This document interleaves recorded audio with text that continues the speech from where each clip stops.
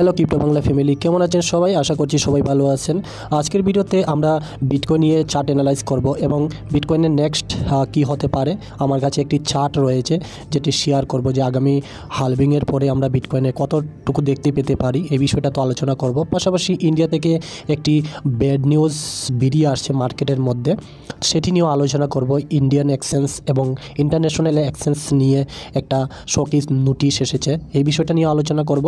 All average ভিডিওটা important হবে, সম্পূর্ণ অবশ্যই দেখবেন। ওকে, ক্রিপ্টোকারেন্সি রিলেটেড প্রতিদিন যদি আপডেট আপনারা পেতে চান বা নিউজ বিষয়ে আপনারা আপডেট থাকতে চান, আমি বলবো আপনারা ক্রিপ্টো বাংলা ইউটিউব চ্যানেলটিকে আপনারা সাবস্ক্রাইব করে পাশে নোটিফিকেশন বেলটি অন করে রাখতে পারেন। আর এই চ্যানেলের মাধ্যমে যদি আপনারা কিছু শিখতে পেতেছেন বা শেখাতে পারতেছি, তাহলে অবশ্যই ভিডিওটিকে একটু লাইক করবেন, বন্ধু ফ্রেন্ডদের অবশ্যই শেয়ার করবেন। চ্যানেলটি যত বেশি শেয়ার করবেন তত মানুষ এখানে আসবে। ওকে, তো ভিডিওটি শেয়ার করার চেষ্টা করবেন বন্ধু ফ্রেন্ডদের সাথে। বন্ধুরা, গত একদিন আগে আমি মার্কেট আপডেট আপনাদের উদ্দেশ্যে দিয়েছি। এই যে আমার চ্যানেলে ভিডিও রয়েছে, আপনারা ডেফিনেটলি দেখতেছেন আমি জানি, কিন্তু লাইক করতেছেন না। আপনারা ভিডিওটি লাইক করার চেষ্টা করবেন। লাইক করলে যত বেশি লাইক করবেন তত ভিডিও বানাতে কিন্তু আমার ভালো লাগে, তো লাইক করে দেবেন। ওকে, আর এখানে দেখতে পারবেন আমি আপনাদের কালকে একটি ভিডিওর মধ্যে আমার স্ট্র্যাটেজি শেয়ার করেছি যে এসআইপি করে আপনি কীভাবে কোটি টাকার মালিক হতে পারেন, যেভাবে আমি এখানে এসআইপি করে ইনকাম করতেছি। তো এই ভিডিওটা দেখে আসতে পারেন, আই বাটনে লিঙ্ক দিয়ে দিব। আর মার্কেটের যে সিনারিও এখন তৈরি হইতেছে তা দেখতে পারবেন। টোটাল মার্কেট ক্যাপ কিন্তু কালকে থেকে অল্প কমে গিয়েছে, $1.67 ট্রিলিয়ন মার্কেটের মধ্যেই আছে। গত 24 ঘন্টায় 1.54% ডাউনে মার্কেট চলে গিয়েছে। ওকে, বাকি বিটকয়েনের মধ্যে আমি যে আপনাদের সাথে শেয়ার করেছি যে 10 জানুয়ারি বা সেকেন্ড উইকের মধ্যে যে বিটকয়েন ইটিএফ অ্যাপ্রুভালের হওয়ার কথা, সেটা যদি পারফেক্টভাবে আসে তাহলে আমরা মার্কেটের মধ্যে আরও বেশি পাম্প দেখব। আর এই মুহূর্তে আমি গতকালকের ভিডিওতে বলেছি যে একটা অ্যাকুমুলেশন জোন চলতেছে। মাইক্রোস্ট্রাটেজি কোম্পানিও এখানে আরও বিটকয়েন বাই করেছে, তাহলে এখানে $42,000 এবং $40,000 মধ্যে এখানে কিন্তু একটা অ্যাকুমুলেশন জোন চলতেছে, মানুষ কিন্তু বাই করতেছে। ওকে, তো এটা তো আমি বলবো চার্টের মধ্যে আমি আপনাদের সাথে শেয়ার করব। তারই মধ্যে ইন্ডিয়ান এক্সচেঞ্জ এবং ইন্ডিয়ার সরকার থেকে একটি নিউজ বেরিয়ে আসছে। নিউজ কি, তারা একটা শোকেস নোটিশ দিয়েছে বাইন্যান্স, তারপরে এখানে 9টি এক্সচেঞ্জের এগেনস্ট তারা কিন্তু এখানে স্টেপ নিয়েছে। এখানে 9টি এক্সচেঞ্জ দেখে নেবেন। এখানে 9টি এক্সচেঞ্জ আমি শেয়ার করেছি সকালবেলা টেলিগ্রাম চ্যানেলে আপনাদের উদ্দেশ্যে। এই যে এখানে আমি দেখাবো আপনাদের। এখানে বাইন্যান্স, কুকয়েন, হুবি, ক্রেকেন, গেট, বিটট্রেক্স, বিটস্টাম্প এবং MEXC এবং বিটফেনিক্স, এই 9টি এক্সচেঞ্জের উপর এখানে ইন্ডিয়া সরকার FIU আর এখানে PML এইটা তারা বলেছে যে এইগুলো ইন্টারন্যাশনাল এক্সচেঞ্জ ইন্ডিয়ার মধ্যে ট্রেড করতেছে, তো তাদের ইউআরএল তারা এখানে ব্লক করে দিতে চায় বা ব্লক করে দিবে। এখনও এটা কিন্তু ব্লক করে নাই, বা তারা একটা শোকেস নোটিশ দিয়েছে গভর্নমেন্ট, মানে এই সব 9টি এক্সচেঞ্জকে। ওকে, তো 9টি এক্সচেঞ্জ তো আপনারা জেনেছেন কী কী এক্সচেঞ্জ। দেখতে পারবেন এখানে ফাইন্যান্সিয়াল ইন্টেলিজেন্স ইউনিট, এটা FIU, তারা কিন্তু এটা শোকেস নোটিশ দিয়েছে এই এক্সচেঞ্জগুলোতে। তো মূলত এই এক্সচেঞ্জগুলোতে এই নোটিশ দেওয়ার মেইন কারণ কি, আপনারা জানেন ইন্ডিয়ার মধ্যে বজিরেক্স, তারপরে এখানে ইন্ডিয়া সরকারের ইন্ডিয়ার মধ্যে অনেক এক্সচেঞ্জ রয়েছে যেগুলো ইন্ডিয়ার মধ্যে ট্রেড হয়ে থাকে বা ইন্টারন্যাশনালি ট্রেড হয়ে থাকে। কিন্তু ইন্ডিয়া সরকার কি করেছে যে 1% TDS দিতে হবে সরকারকে। আপনি যদি ক্রিপ্টোর মধ্যে ট্রেড করেন তাহলে 1% TDS দিতে হবে, প্লাস 30% ট্যাক্স দিতে হবে। যে একটি কয়েন আপনি যদি বাই করেন $100 দিয়ে, সেই কয়েনটা যদি $200 আপনার যদি প্রফিট হয়, তাহলে $100 উপর আপনাকে 30% মানে 30% ট্যাক্স আপনার $100 মধ্যে দিতে হবে। আর যে টাকাটা আপনি লাগিয়েছেন সেটা তো থাকবে, কিন্তু $100 যদি আপনি প্রফিট করেন, সেই প্রফিটের 30% ইন্ডিয়া সরকারকে ট্যাক্স দিতে হবে এবং 1% TDS দিতে হবে। তো এই সব ঝামেলা দেখে ইন্ডিয়ার লোক, ম্যাক্সিমাম লোক কী করেছে, তারা বিভিন্ন ইন্টারন্যাশনাল এক্সচেঞ্জগুলোতে শিফট হয়ে গিয়েছে। এবার দেখতে পেয়েছে এখানে এই যে ফাইন্যান্সিয়াল ইন্টেলিজেন্স ইউনিট, তারা মানে এখানে দেখতে পেয়েছে যে ইন্ডিয়ার অনেক বেশি পপুলার। দেখতে পারবেন সবথেকে বেশি ট্রেডার হয়েছে ইন্ডিয়ান। দিন প্রতিদিন যে গ্লোবাল ইন্টারন্যাশনাল এক্সচেঞ্জগুলোতে যে কত পরিমাণ ইন্ডিয়া থেকে ফান্ড চলে যেতেছে বিভিন্ন আদার এক্সচেঞ্জগুলোতে, কিন্তু ইন্ডিয়ান এক্সচেঞ্জগুলোতে তেমন একটা ফান্ড নাই। কারণ হচ্ছে এখানে 1% TDS দেওয়া লাগতেছে, প্লাস 30% ট্যাক্সও দিতে লাগতেছে। তো তার জন্য কি করতেছে মানুষ, ইন্টারন্যাশনাল যেমন বাইন্যান্স, কুকয়েন, হুবি গ্লোবাল, MEXC, এই সমস্ত এক্সচেঞ্জগুলোতে চলে গিয়েছে মানুষ। ইন্ডিয়ান এক্সচেঞ্জগুলোতে ফান্ড ওইখানে ট্রান্সফার করে দিয়েছে। তো এখানে এই যে ফাইন্যান্সিয়াল ইন্টেলিজেন্স ইউনিট, তারা দেখতেছে যে এখানে মানি লন্ডারিং, তারপর বিভিন্ন ক্রাইম, তারপরে বিভিন্ন স্ক্যামার এখানের মধ্যে ইনভলভ হয়েছে। তো তারা ডাইরেক্টলি এখানে এই যে 9টি এক্সচেঞ্জের শোকেস নোটিশ দিয়েছে, মানে প্রথম এটা একটা নোটিশ দেওয়া হয়েছে বাই এই এক্সচেঞ্জগুলোকে বলা হয়েছে যে মানে এখানে ইন্ডিয়ান যে এক্সচেঞ্জগুলো রয়েছে সেটি কিন্তু সরকারের সঙ্গে বা এই সমস্ত মানে এই যে একটা এফআইইউ তাদের সঙ্গে কিন্তু রেজিস্টার করা আছে, বা আপনি যদি ইন্ডিয়ার যে এক্সচেঞ্জগুলো ব্যবহার যদি করেন তাহলে এখানে আপনি বিভিন্ন কেওয়াইসি, প্যান কার্ড, আধার কার্ড এগুলো দিয়ে আপনি এখানে ট্রেড করতে হয় এবং সম্পূর্ণ রেকর্ড মানে ইন্ডিয়া যে এক্সচেঞ্জগুলোতে থাকে। কিন্তু ইন্টারন্যাশনাল এক্সচেঞ্জগুলোতে কিন্তু সেগুলো থাকে না, মানে এখানে 1% টিডিএসও দিতে লাগে না, 30% ট্যাক্সও দিতে লাগে না। তো এগুলোতে কি হইতেছে, মানুষ মানি লন্ডারিং করতেছে, তারপরে ক্রাইম করতেছে, ইন্ডিয়ার সব টাকা বাইরের এক্সচেঞ্জগুলোতে চলে যেতেছে। তো এখন সরকার কি বলতেছে, বা এই যে এফআইইউ তারা বলতেছে যে এই 9টি এক্সচেঞ্জ যদি ইন্ডিয়ার মধ্যে ট্রেড করতে হয় তাহলে তারা এই যে মানুষের যে মানে ইনফরমেশনগুলো কিন্তু গভর্নমেন্টকে দিতে হবে। আর এটি যদি প্রবলেম এই সমস্ত বিষয়গুলো যদি মানে ইনফরমেশন দেয় বা এখানে ইন্ডিয়ার মধ্যে রেজিস্টার করে নেয় তাহলে তো সেটেলমেন্ট হয়ে যাবে। কিন্তু যদি তারা এইগুলো তারা মানে সেটেলমেন্ট না করে তাহলে ইন্ডিয়া সরকার এই 9টি এক্সচেঞ্জগুলোতে, এখন বর্তমানে 9টি এক্সচেঞ্জ দেওয়া হয়েছে, এখানে হয়তো আপনার এই যে এর মধ্যে এক্সচেঞ্জ রয়েছে বা এখানে ওকে এক্সচেঞ্জ বা বিভিন্ন অন্যান্য এক্সচেঞ্জ নাই। তো অ্যাকচুয়ালি কি হয়তো বা তারা কোনো সেটেলমেন্ট করেছে ইন্ডিয়ার এই সব মানে এক্সচেঞ্জগুলো, তার জন্য এখানে নাম আসে নাই, নয়তো বা এখানে তারা এই এক্সচেঞ্জগুলোতে তেমন একটা মুভমেন্ট দেখতে পায় নাই, তো নাম এখানে উল্লেখ করে নাই। সব এক্সচেঞ্জই আসবে, তারা বলতে চাইতেছে যে আপনারা ইনফরমেশন দেন আর যতগুলো মানুষ এখানে ট্রেড করতেছে আর এখানে আনলিগ্যাল অ্যাক্টিভিটি, তারপরে এখানে মানি লন্ডারিং হইতেছে, তো এগুলো যদি ইনফরমেশন না দেন তাহলে আমরা আগামী দিনে মানে আপনাদের ইউআরএলগুলো আমরা বন্ধ করে দেবো। যেমন টিকটক ইন্ডিয়া থেকে ব্যান হয়ে গেছে, চায়নার টিকটক, তো এখানে একদম ইউআরএল শেষ করে দিয়েছে। তো এরকম বাইন্যান্স, কুকয়েন, হুবি গ্লোবাল এই সমস্ত এক্সচেঞ্জগুলো ইন্ডিয়া সরকার যদি এরকম যদি মানে এই সমস্ত যদি ইনফরমেশন ডাটা যদি না দেয় তাহলে এগুলোকে ব্যান করে দেবে ইন্ডিয়া থেকে। এইগুলো তারা এখানে শোকেস নোটিশের মধ্যে বলেছে। তো এখন দেখার বিষয় গাইজ যে এগুলো বাইন্যান্স বা অন্যান্য এক্সচেঞ্জগুলো সেগুলো কি ইনফরমেশন দেয় কিনা, যদি না দেয় তাহলে আগামী দিনে হয়তো বা ইন্ডিয়া গভর্নমেন্ট আরও একটু পদক্ষেপ নিতে পারে। ওকে, তো এটা কোনো বিষয় না, এটা শুধুমাত্র এক্সচেঞ্জের চিন্তাভাবনা, এক্সচেঞ্জে কীভাবে সেটি সেটেলমেন্ট করে তার উপর ডিপেন্ড করে। আর আমাদের এখানে ডরানোর বিষয় নয়, এখানে না হয়তো একটা কিছু বের হয়ে যাবে, যেমন বাইন্যান্স ইউএসের মধ্যে বাইন্যান্স ইউএস বলে একটি প্ল্যাটফর্ম, শুধু ইউএসের মানুষ সেখানে ট্রেড করে থাকে। তো এইরকম ইন্ডিয়ার মধ্যে হয়তো, কারণ হচ্ছে এত বড় মার্কেট ইন্ডিয়ার মধ্যে, কোনো এক্সচেঞ্জই চাইবে না এখান থেকে বেরিয়ে যাওয়ার জন্য। তো এটা নর্মালি কিন্তু সেটেলমেন্ট হয়ে যাবে কিছু দিনের অপেক্ষা। ওকে, তো এগুলো চিন্তার বিষয় নয়, ধীরে ধীরে সব ঠিক হয়ে যাবে।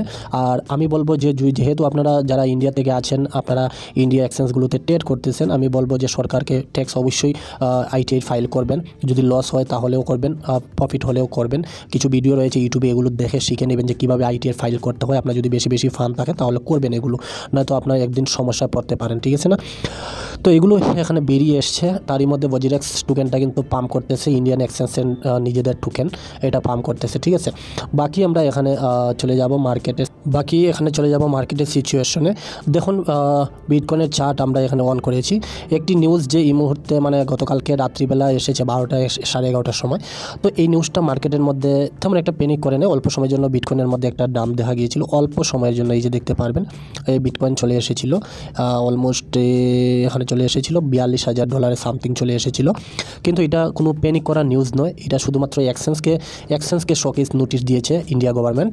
তো তার জন্য এখানে প্যানিক করা কিছু নয়, যদি সব কিছু ঠিক করে নেয় এক্সচেঞ্জ। আর এত বড় মার্কেট ইন্ডিয়ার মধ্যে সব এক্সচেঞ্জই চাবে সেগুলো কোনোভাবে সেটেলমেন্ট হয়ে যাওয়ার জন্য। তো মার্কেটের মধ্যে এটা তেমন একটা ব্যাড নিউজ নয় আমি বলবো। আর অপরদিকে আমাদের বিটকয়েন ইটিএফ নিয়ে টাইম কাছে আসতে চলেছে 10 জানুয়ারি। আমরা দেখবো এখানে যদি অ্যাপ্রুভাল হয় তাহলে মার্কেটের মধ্যে পাম্প দেখবো। আর এই মুহূর্তে আমি আগেই আপনাদের সাথে শেয়ার করে আসছি, এই যে স্থানটা বন্ধুরা দেখতে পাচ্ছেন $40,000, $42,000, এই স্টানগুলো কিন্তু অ্যাকুমুলেশন জোন চলতেছে। অ্যাকুমুলেশন জোন মানে কি, খালি শুধুমাত্র বাই হচ্ছে বিভিন্ন মানুষ, যেগুলো লং টাইম পারপাসের জন্য কিন্তু এখানে বাই জোন চলতেছে। আর যদি আমি একটু লং টাইমের ক্ষেত্রে আপনাদের বলি যে আপনারা একটা এন্ট্রি নিতে চাইতেছেন বা এখানে একটা এন্ট্রি নেবেন, তাহলে আমি বলবো যে দেখুন প্রতিবারই একটা মানে এখন ডিসেম্বরের দিকে একটা অল্প সময়ের জন্য দাম দেখা যায়। কিন্তু এই আমি বলবো যদি মানে এই সমস্ত যে নিউজ মার্কেটে অনেক বেশি পাম্প করেছে, আর এই সমস্ত ছোটোখাটো নিউজ মার্কেট মার্কেটের মধ্যে কিন্তু আসছেই। ওকে, বাইন্যান্স নিয়ে তো বলো এক্সচেঞ্জ নিয়ে মার্কেটের মধ্যে নেগেটিভ এসেছিল, তারপরে এখন ইন্ডিয়া সরকার এই বাইন্যান্স কুকয়েন এগুলোকে ব্যান লাগাবে বলতেছে। তার মানে সেন্ট্রালাইজ এক্সচেঞ্জগুলো কিন্তু অ্যাকচুয়ালি আমাদের ক্রিপ্টো মার্কেটটাকে ট্রাস্ট করা যায় না। তার জন্য আমাদের সেফটি আমাদের নিজেদের নিতে হবে। আমার পয়সা আমার টাকা যদি লস হয়ে যায় তাহলে আমারই হবে, অন্য কারো হবে না। তাহলে নিজের যে সেফটি, নিজের যে মানে সতর্ক অবলম্বন সেটা কিন্তু আপনার নিজে করতে হবে, ঠিক আছে না। তো এখন আসলো যে ফান্ডের কথা, যে ভাই আমরা সেন্ট্রালাইজ এক্সচেঞ্জগুলোতে ট্রেড করতেছি, বাস আমাদের ফান্ডগুলো কোথায় রাখি। তো আমি যখন আপনাদের বলবো কোন সময় কী হয়ে যায়, বাইন্যান্স হোক কুকয়েন হোক যে কোনো এক্সচেঞ্জ কী হয়ে যায় বলা যেতে না পারা যায় না।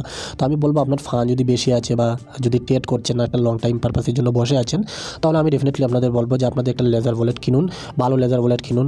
ইউটিউবে ভিডিও রয়েছে, না তো আপনার টাস ওয়ালেটে আপনার ফান্ডগুলো রাখতে পারেন। আমি যেভাবে টাস ওয়ালেটে রাখি বা অন্যান্য এক্সচেঞ্জগুলোতে মিল করে রাখি, 2-3টে এক্সচেঞ্জ আমি ইউজ করে থাকি। তো এটাই করতে হবে আপনাদের, আমি এটাই বলবো। আর এক এক্সচেঞ্জের মধ্যে সব ফান্ড রাখবেন না। কোন সময় কোন এক্সচেঞ্জ উইথড্র ডিপোজিট বন্ধ করে দেবে, কোন সময় কোন এক্সচেঞ্জ চলে যাবে, আমরা পূর্বে অনেক ঘটনা এভাবে দেখেছি।